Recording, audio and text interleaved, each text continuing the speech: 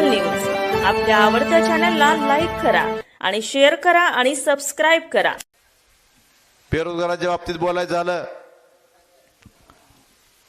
आपल्याला माहित आहे का आपल्या देशात जर कलेक्टरचं व्हायचं असेल तर परीक्षा फीस किती आहे? कलेक्टरचा फॉर्म भरायचा असेल तर परीक्षा फीस आहे 100 रुपये. आणि आपल्या राज्यात जर तलाठीची परीक्षा द्यायची असेल तर किती फीस आहे? 1000 रुपये. मग कलेक्टर मोठा का तलाठी मोठा? ह्यांच्या लेखी तलाठी मोठा. आम्ही ज्यावेळेस उपमुख्यमंत्र्यांना विचारलं विधानसभेत किंवा 1000 फीस का केली, बेरोजगार तरुणांकडनं आधीच नोकऱ्या नाहीत आणि तुम्ही त्यांच्याकडनं 1000 रुपये का घेताय, तर मुख्यमंत्री म्हणले विद्यार्थ्यांमध्ये सिरियसनेस यावा म्हणून आम्ही 1000 रुपये फीस केली. विद्यार्थ्यांमध्ये सिरियसनेस काय असतो हे त्या 20 तारखेला तुम्हाला विद्यार्थी दाखवून देतील आणि 23 तारखेला निकालातून तुम्हाला कळेल. बरं, मला त्यांना विचारायचंय, मग 100 रुपये परीक्षा फीस भरून IASची परीक्षा देणारे विद्यार्थी हे सिरियस नसतात का? टाइमपास म्हणून परीक्षा देतात का? हे ह्याचाही आपण विचार केला पाहिजे.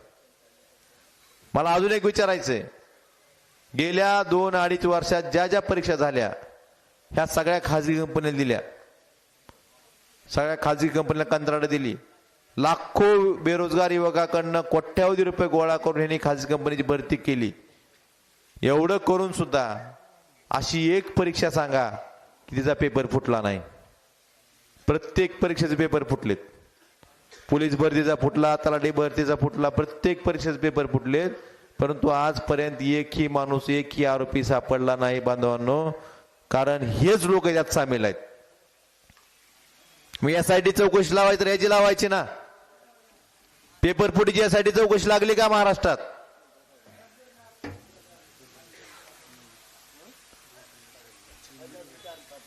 पेपर फुटीची यासाठी चौकशी लागली का महाराष्ट्रात?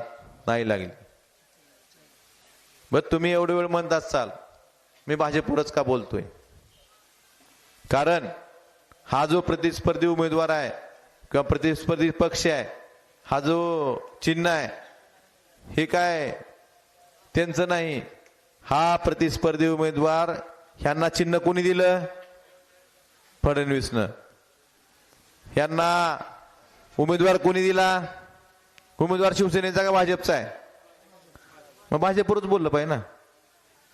कमळावर फक्त मतदान पडत नाही म्हणून धनुष्यबाणावर दिलेला उमेदवार आहे, दुसरं काहीच नाही.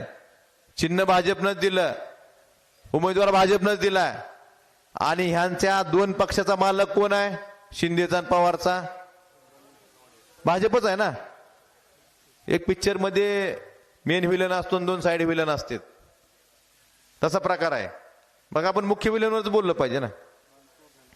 कारण ह्या माणसानं ह्या महाराष्ट्राची राजकीय संस्कृती नासून टाकली. महाराष्ट्राला वेगळा इतिहास होता.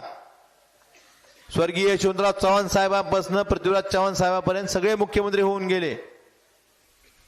पण एवढा जातीजातीमध्ये भांडणं लावणारा, माणसं फोडणारा, घराघरात फूट पाडणारा, धर्माधर्मामध्ये भांडणं लावणारा, विरोधकावर आसुरी कारवाई करणारा असा मुख्यमंत्री महाराष्ट्राने याआधी कधी बघितला नाही. आणि शेतकऱ्यांसाठी प्रत्येक समाजासाठी हा माणूस, प्रत्येक समाजाला त्रास या माणसाकडनं झालेला आहे.